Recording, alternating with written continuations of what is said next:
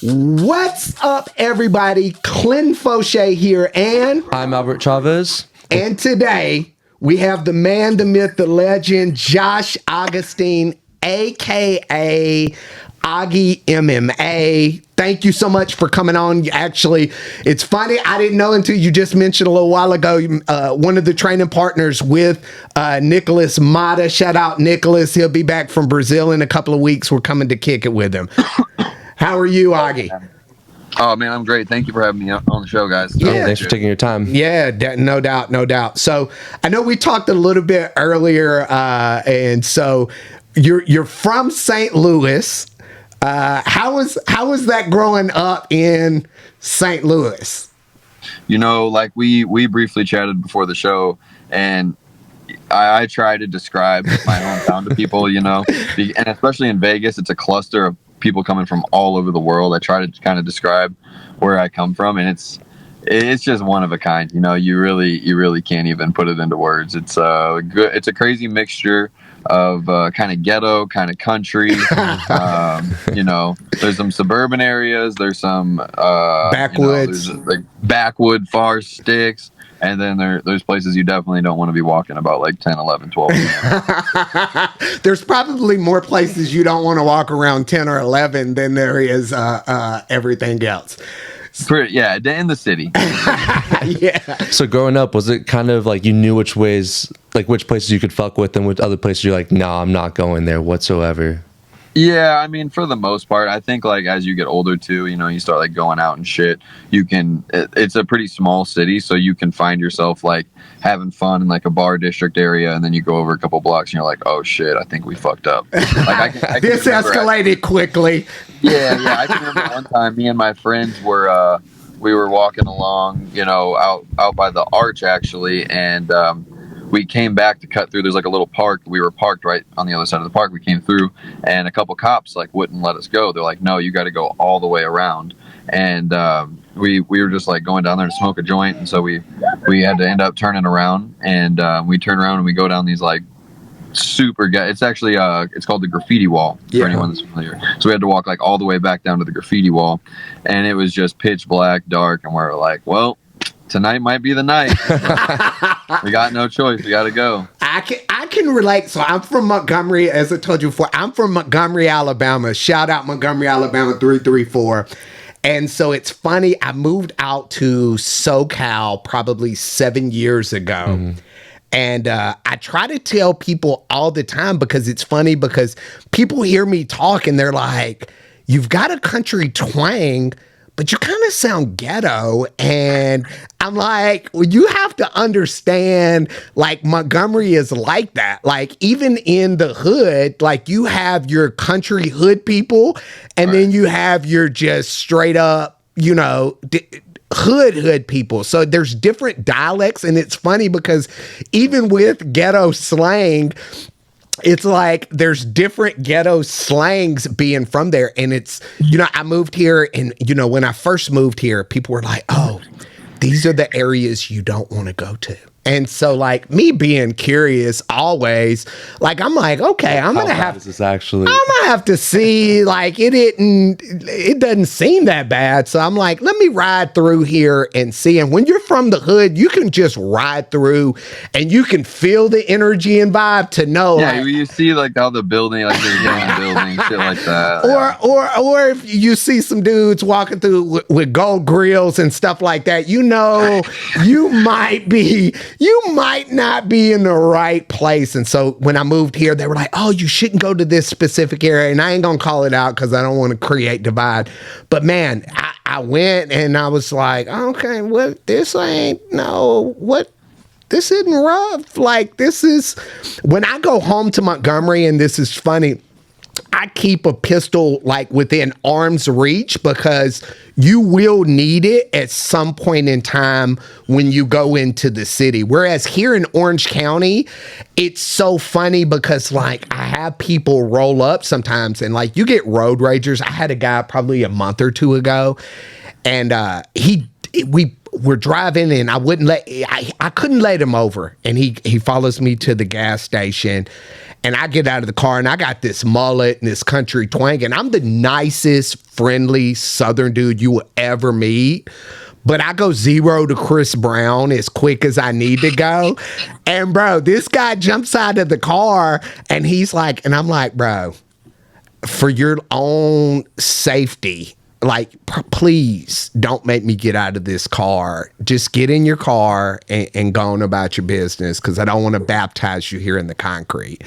So it's always funny, the differences between, and trying to get people to understand, because you can't get other people from different Southern areas like St. Louis, ATL, stuff like that. They can feel it because it's the same mostly in all of those. They're going to do something or not. Yeah. Well, if they're going to do something, they're just going to do it. Yeah. It's on. But like, if you're talking at like, you're just like, okay, it's not going to happen, but let's not have this in between. Thank you. Because you might pop off. I'm not Thank sure. you. That's what I'm saying. Well, and I'm I have to handle it. Yeah. So my Albert is from my business partner. He's originally from NorCal. So I tell him all the time, like, where I'm from, you can't throw out idle threats. Like, if you say, hey, I'm going to shoot you, bro, I've got to go shoot you first, because it's guaranteed that you're going to really come try to shoot me probably at some point. So I've got to get you first. So that's one of the, everybody always asks me, they're like, cost of living in SoCal. And Hoffa's been trying to get me to move to Austin, Texas, which I like. And I've been contemplating, but it's funny because people are like, would you ever move back to Alabama?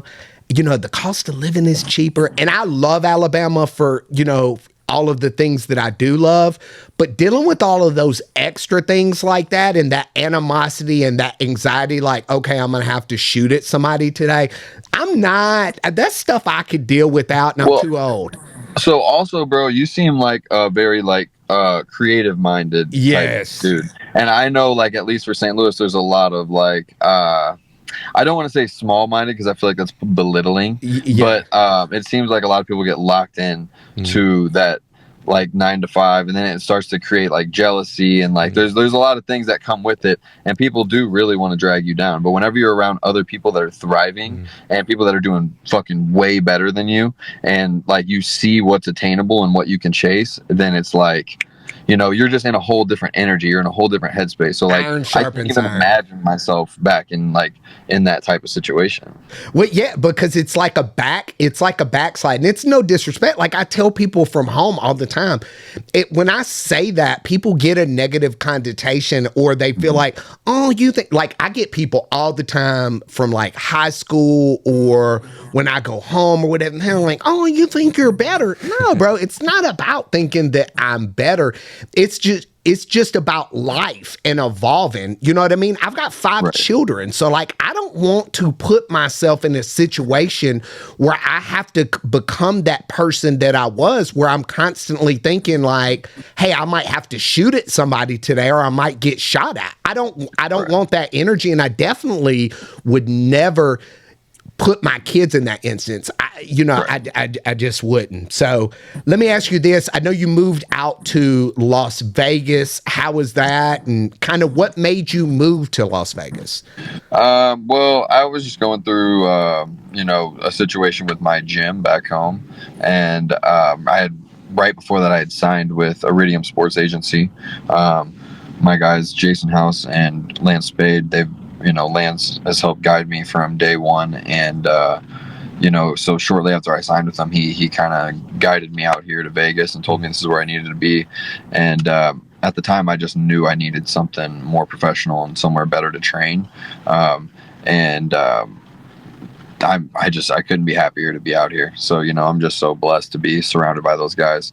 And, now I'm here with Dennis Davis, Eric Nixick, Eddie Baracco, Jason Manley, Jake Shields, just the list goes on and on whenever it comes to the coaches, Mateus Notch, Ray Sefo.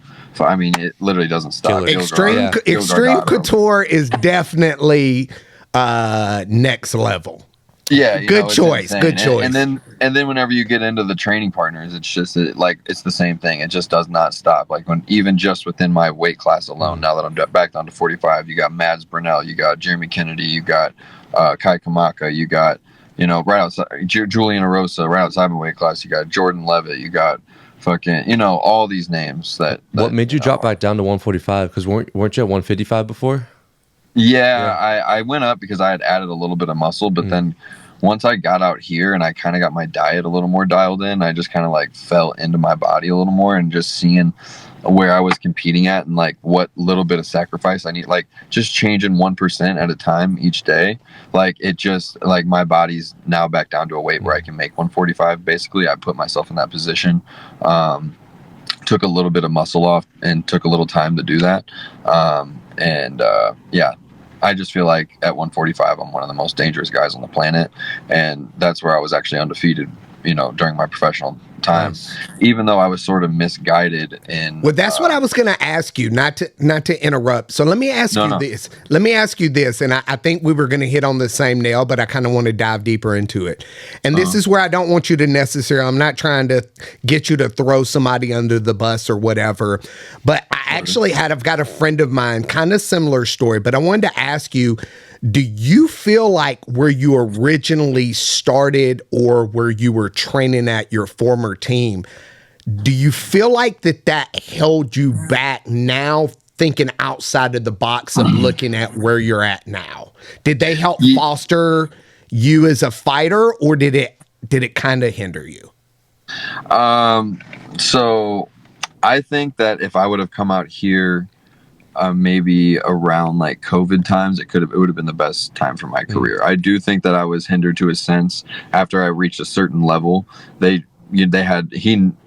coaches knew that they weren't going to help me get to that next level, or they weren't going to sit there and develop my 1% each and every day how it would have been necessary. They just didn't have that same goal in mind for me to be the best in the world. And so yes is the answer to that. I mean, if I had the resources that I had, throughout time, I would have just got better and better and better faster. But also, as far as my career, I felt I was mismanaged because I see so many guys with these records built up now, and I was taking crazy short notice fights whenever I was 3-0 and 4-1. Like I took like some wild fucking fights for like $900, and it's like there was nothing but downswing, and now I'm 30 and I'm still not in the UFC, but I'm training with all these guys. I'm just as good as all these guys, but if I had made different decisions or had someone help me guide it just a little bit with the talent that I have, then everything could look so much different. But obviously I'm not tripping on that. Like now I'm with Iridium 7-3, coming off a win. Like I'm in a really great position, just on the outside looking in, and I know where I stand. Like now, I just want to make great fights. Like I want to make great performances. I want to make memorable performances and go out there and put fucking shows on for people. Like I obviously want to just like snipe people out and look really good doing it, but like, it doesn't just like happen like that every time. And so whenever it comes down to it, like I want to fucking have some crazy ass fights where people are like, fuck yeah, Augie's fighting, let's fucking turn let's watch it. Yeah, let's turn on. So like I guess as a spectator who's not in jiu-jitsu or MMA and all that stuff, and a little bit behind the scenes, and again, don't want to throw anybody underneath the bus unless you think it's necessary, like the ranking of how you go from your fighting to UFC do you see a little bit more behind the scenes of how that's possible? Is there a little bit like a bureaucracy that's involved? Just like again, I don't want you to out anyone too, because you have to maintain your professionalism, but is there something that you've noticed, because you said you're 30, you're getting towards that like middle prime of your career right everything now. In life is politics. Yes. Right? Yes. Like you bring money to the table and then you're going to be promoted, and you might get easier or better opportunities, and everyone knows MMA is about matchups. Even whenever you see it at the highest level, like no one can't tell you that Sean O'Malley wasn't guided to the belt, right? Like look at the guys that he fought, Khabib, before he fought Khabib. the title. Khabib before he got very padded schedule. Let me say this again for the guys in the back. No, exactly. Yeah. It's all coming to light now, because before everyone fought everybody, and like Nate Diaz fucking I don't even, it's like 19-12, but no, like there's no shame in that. Like I'm not talking shit on that. He's amazing. Like he is the like he's the last old school dude like that. You know what I'm saying? Like he's fucking awesome. So like people didn't really trip off of records. Now it's becoming more of a business. And so people are tripping off of records, and the UFC has to be able to build you and promote you and do all these things. So people realize that before the fact. And if so, you just got to do what you got to do, and then you can get the fights that you need to get to build your record. But some guys don't realize that. Some guys just fight to fight, and that's cool. Well, I think you hit the nail on the head. So that's two things for fighters that are up and coming. And this is something that I've noticed. And I've fought on under promotions back in my day. I fought 2 amateur MMA fights before I got into jiu-jitsu, and I deal with guys in the UFC, high level, ex-champions, whatever. I've dealt with kind of everything. 2 things that are the problems with fighters that are up and coming, the problems that they go through is mismanagement of loyalties. I see this all the time with guys trying to stick with people in their hood, in their neighborhood, in their area. That was me. And what happens is you end up getting to a point where you hit a ceiling, and no disrespect to the local people, but there's a reason why they're local and why there's people that are big names in the UFC, coaches and whatever else. Number 2 to that is mismanagement. I think you hit on that. And the reason is because those local guys, guess what they want to do? They want to keep you local. Do you know why they want to keep you local? Because it's money in the bank for them. It's money in the bank. And sadly, people find themselves being loyal to people that aren't loyal to them, because at the end of the day, you're nothing more. Yes, hit the nail on the head. I'm telling you, I'm going to take you to church on a Thursday. People finally figure out that people are loyal to people at times. There's certain people that are loyal to people only when it helps them. Yeah. And so that I'll tell you this. Not to be a Bible thumper, but God always puts you in a place where you need to be. And I think based off of the conversation that I've had with you and only knowing you for a few, I can tell that you're very determined and you're very motivated and all of those things. And so I think that those trials and tribulations that you went through are only going to make for you to have an even more epic story when you do become a champion. It's only going to filter into that. So for me, you got a believer in me. I think you're going to do big things. And so I'll definitely be cheering you on. Let me ask you this. We talked a little bit about fighting. What is your fight style? And it's funny because I was telling Albert, they always have on there what somebody's fight style is. And I don't know if they actually check that, because sometimes they put on there Muay Thai fighter. And I'm like, because a dude throws 3 kicks, that doesn't make him a Muay Thai fighter. On there, it says for you, BJJ. So I wanted to kind of go into you. What would you stylistically consider your fight style? I mean, most of my wins are by knockout, so I would say I'm kind of like a knockout artist. Like I'm a little more of a striker, I would say. But I do train a lot of grappling, and like since I've been out here, especially, I've really been trying to take my grappling to a whole nother level. So I feel like I'm getting a little more well-rounded.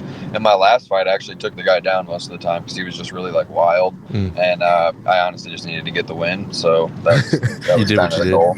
Yeah, I had to do what I had to do, and he was tough as hell, man. I tried to finish him, but he was not going away. So I was like, "Fuck, dude, I'm not gonna wear myself out and lose to this fucking crazy bumpkin motherfucker, dude." He was just eating shots, man. Like I had him flattened out. I was opening him in the head, and he just kept going. But most of my wins are by knockout. So I think mine is controlled chaos, or it's really not even controlled. I would just say chaos. So I think they need to update what they put for fight styles, because my shit would be like chaotic. Like everybody's like, bro, what is it even that's why they gave me the nickname the Ninja, because half the time they're like, what are you even doing? And I'm like, bro, I come from like straight savagery. So I'm just trying to figure out whatever way to get this over and done with and finish you as quick as possible. Whatever that means. If I have to do a roundhouse monkey kick, whatever that is, I need to do, I'm down with that. So here at Front Porch Chronicles, we like to also learn about your story on your come up. So I'm curious, what got you into fighting? Honestly, I mean, just growing up, being a fan of boxing and like watching Pride and stuff like that back in the day with my dad. Other than that, I mean, just like fighting with, like, my dad was one of 9 kids as well. So me and like all my cousins, we were all just be scrapping all the time. And it was just like normal for all of us. And like, you know, like getting into scraps, like just with other kids and shit, that was just kind of like a normal thing. I thought, until I got to high school and I was like, oh shit, this isn't normal for everybody. That's crazy. And then, but at that time I had already started training. And so, you know, it was just like everything was really natural for me. And I was already like playing a bunch of other sports growing up. So, you know, it just like I wanted to compete. I did my first jiu-jitsu tournament, and I did my first kickboxing tournament. And I got so fucking addicted to it. And I just saw like the competition side of it where it's just win and loss. And then just at the time there was like a few like UFC guys that I was training with back in my old gym. So I was just like, I had a good range of like growing, because I was still just a kid. So I was like really just trying to like put it on the line and just get better, like, you know, all the way since then. And obviously like goals kind of evolved as well, right? Like, you know, at the time that was just kind of like something I was like passionate about, and it was just fun to me, like doing it. I never thought like anything about a job or anything like that.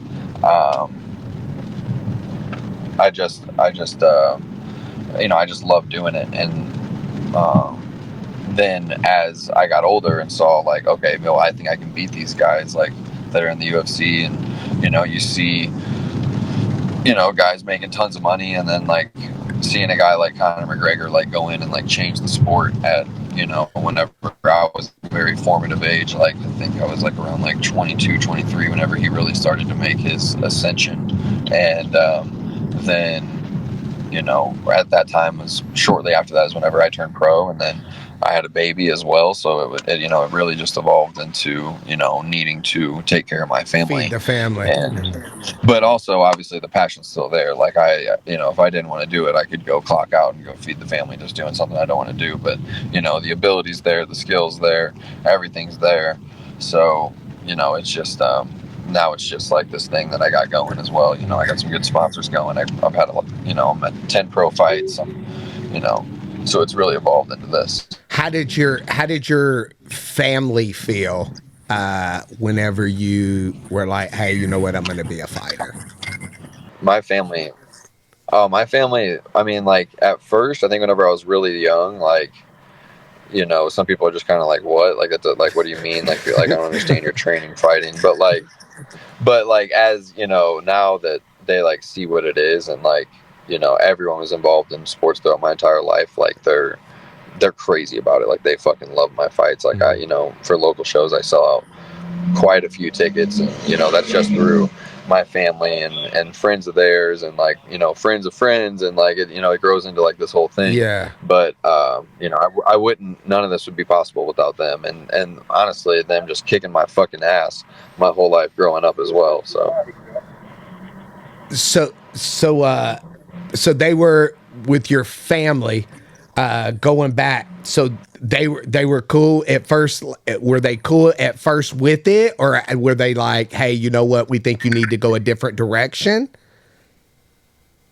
No. I mean, I started training whenever I was really, really young. So it was like, you know, I don't think that like people really knew, like the UFC wasn't really that popular. So it like, no one really, you know, knew too much. So let me ask you this. Growing up, I know you talked about you started training early, you started doing all of that early. Who was your favorite fighter, or who was it that when you were younger, you were like, I want to be like this dude? Well, I didn't really think about styles and like wanting to be like anyone probably until Connor. Yeah. But I can remember being a huge fan of John Jones, like whenever in his early come up, like whenever he beat like Matt Hamill. I remember I think I was like 15 or 16, and I can remember him smashing Matt and the other John Russian Jones. guy. John Jones smashes everybody. It's funny. We actually had lunch a couple of weeks back with his jiu-jitsu coach, is a really good friend of mine, Roberto Tusa. Shout out Tusa. And we were talking, and I remember the first time I asked him about John Jones, and I said, hey man, is he like, I watch these fights and he dominates, like, how is he training? And he's like, it is exactly what you see on there. He's like, he's athletic, he's big, he's strong. Like, he literally has no weaknesses. And I was like, dude, it's insane to even have that way. So, yeah, I met John in Atlanta this past year, and I was just like, "Wow, this dude is fucking huge." And my first thought was like, "Man, he looked like he's just so big. Like he could have just did any sport. Like he's so athletic. I feel like he could have whatever sport he would have did. He would just excel. Like if he was a basketball player, he would have been in the NBA. Like if he had played football, he would have been like his brothers. Well, his brothers, yeah. Like, you know what I mean? Like whatever he picked, he just happened to wrestle and then fight, and now he's fucking." A beast. Yeah. The GOAT. They say these Russians, but I find it hard to believe. Like I said, he comes from the back in the day, half of the similar to, I think you hit on before, a lot of these guys have been padding records and padding schedules. That's one of the things about RDA, John Jones, all of those guys, man, there was never any padding of any schedule. You go through, it's funny to me that, and not because he's my close friend, but if you look at RDA's schedule, even to this day, man, I'll be with him and people will DM him or Dana will call him or whatever, and they'll say, hey, what do you think about this fight? And I'm sitting over in the pad and I'm like, no, that stylistically, no. And Huff is just like, I'll do it. And I'm like, no, you don't. He literally, I'll do it. That's hilarious. He literally will fight anytime, any place, any moment. There's no looking to pad the schedule or whatever, which is, kind of insane to me because I'm old school and I'm like, hey, if you say you want to fight or whatever, whether it's personal or business, I'm old school. That track Nuck If You Buck. You're from the South, so I throw Nuck If You Buck, and I'm like, hey, it's what it is with whoever. My mama could catch that smoke if the money's right. She could catch a 2-piece and a biscuit. I'm down to fight whoever, whenever, however. It doesn't really matter. So let me ask you this: what goes through your head leading up to a fight? Everybody has their own thought process. What really goes into your thought process leading up to a fight? Are you a planner? What kind of goes into that? Yeah, my camps are pretty well thought out, and then I kind of like go, I pretty much stick to a pretty strict routine whenever I'm going through the preparation of a fight. But leading up to a fight, I'm just trying to get my body and mind simulated for that moment of what those 15 minutes are like, because it's very it's really hard to recreate. Even if you do the hardest possible sparring rounds with the scariest people, it's still hard to recreate that adrenaline, those nerves and that feeling, the adrenaline, and just everything is so slow. So it's really hard to get yourself to do that. But ultimately, I found for me, the more you fight, the better you get at fighting. And a lot of people want to recreate the wheel with all the strength conditioning and the thing, and then this thing, and then the fucking balance beam, and but really, like, whenever you just do hella fucking rounds, like you see like boxers do it, just round after round and round. Yeah, it's horrible on your body. You feel like shit. You're tired. You're exhausted. It's hard to train the next day. But the more rounds that I do, the more and more and more that I do, the more fights that I like have, I feel like I just keep getting better. So I just think, you know, doing the most uncomfortable form of the fighting is how you get better at it. I mean, obviously you want to like learn, sharpen skills and like, you know, make adjustments and stuff like that. But like at a certain point, you just got to get comfortable. And it's like Eric Anders said, either you're a dog or you're not a dog. Like there's a lot of people who can pretend they're dogs and they got all of this bark. But then when you submerge them in the water, that bark becomes a squeal like a pig and they falter out. Either you're a dog or you're a dog. So I know you're taking some time off right now. You're not in Vegas right now. What is your game plan for the next fight coming up? Are you just taking some time for yourself in the meantime? What does that look like for you right now? Oh, I'm back in Vegas now. Okay. Yeah. I just took a day to go to Colorado Springs to pick my son up and drive back. But yeah, I'm back here. I'm training full time. Honestly, I was trying to get on the Ultimate Fighter. I just found out that I'm not going to be on this season's cast. So yeah, that kind of sucks. And I'm just looking to get. Yeah, exactly. I mean, I'll be in there. It's fine. It's, you know, I'm not going nowhere. I'm right here. I'm on their map. I'm on their radar. You know, I'm not far off. It doesn't really, you know, I can jump in on short notice any one of these weeks if they need me to, and you know, I'm just gonna look to get something scheduled here immediately. I think I know May 11th. There's a card in St. Louis that I'll more than likely be on. Cool. We just need to get the opponent and all the numbers and everything crunched out. But I want to be active this year. I would like to fight around mid-March if I can get something booked for then, and then I'll be good, healthy, jump right back into camp, knock something out May 11th, and just stay as active as possible this year. Let me ask you this. I know you talked about going to visit your son. How old is your son? He's turning 4 on the leap day. Nice. Okay, so let me ask you this: does he know about training? Does he know about like what you do? Like, is he on?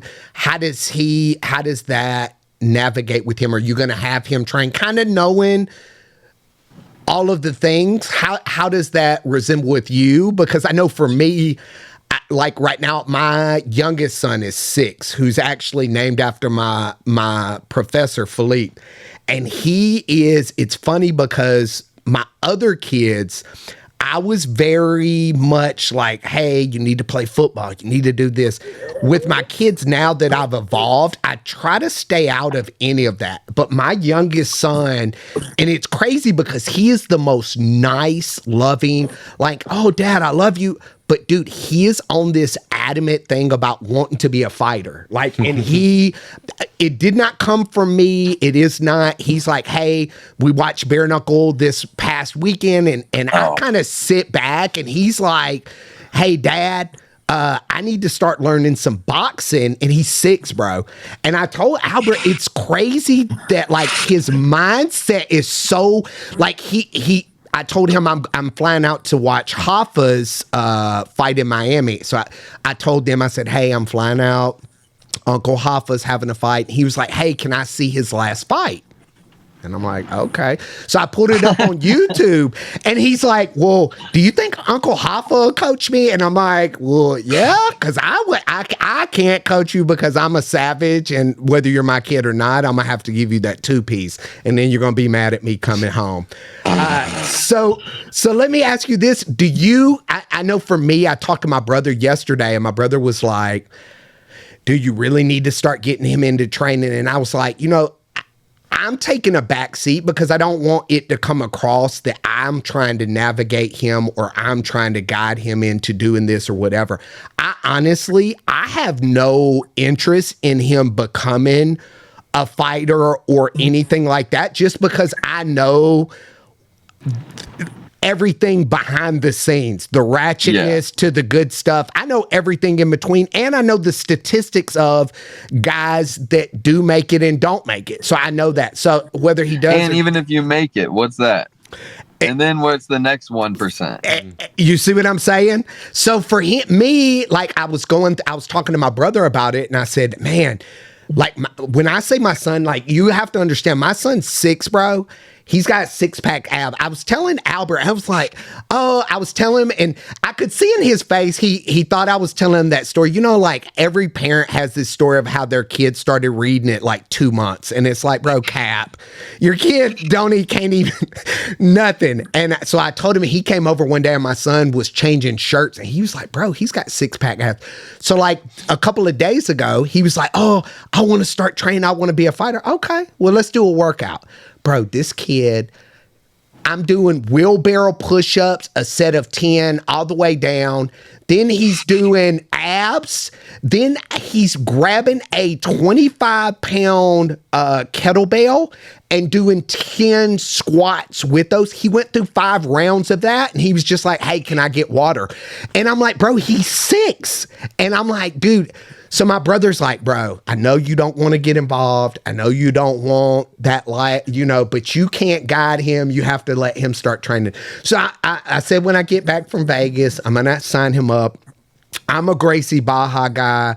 I've tatted up. I've always been with Gracie Baja. So I'm going to sign him up whenever we get back and kind of see where it goes. But long-winded, my story. Let me ask you this.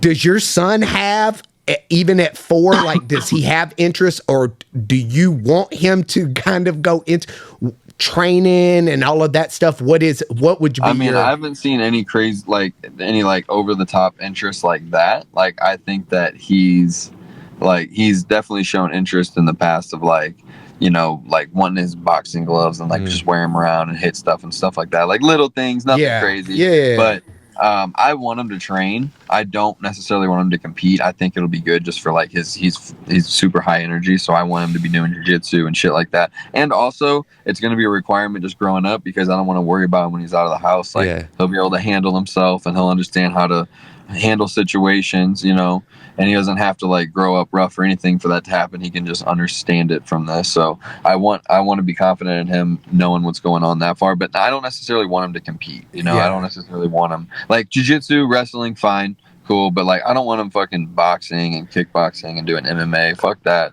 Okay, so we're on this. So like I said, not that I'm gonna let him do any of that. I am gonna let my son is very much like yours, high energy, high whatever, and he has showed.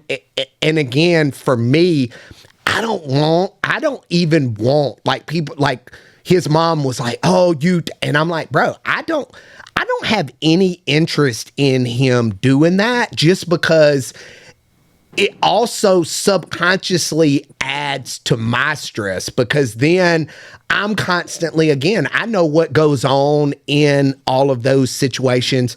I actually have never been knocked out or never been rocked to the point where I was just out of it. But I had a car wreck a couple of years ago and I got hit actually by the postman. And when I did, I've been dealing with post-concussion syndrome for the past 2 years. And bro, there's some days that I wake up, I don't even know where I'm at. There's some days that I wake up and I'm or I have conversations with Albert and Albert's like, you don't remember just telling me this same thing 5 minutes ago? So I know what it is with dealing with.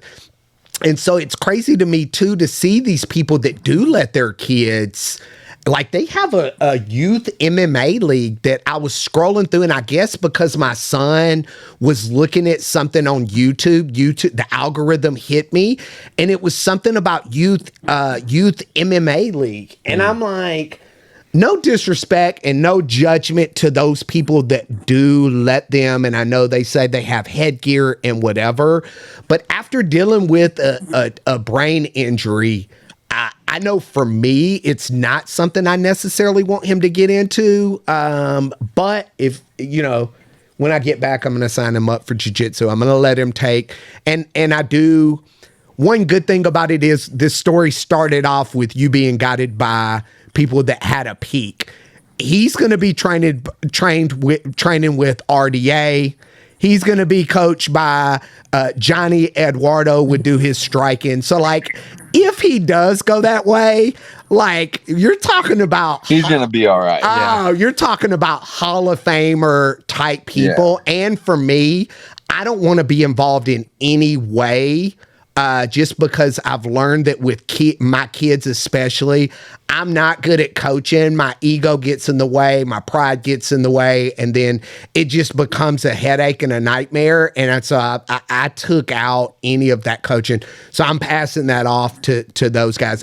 But yeah, he would definitely be in Hall of Famer type coaches. So I'm good with that. So.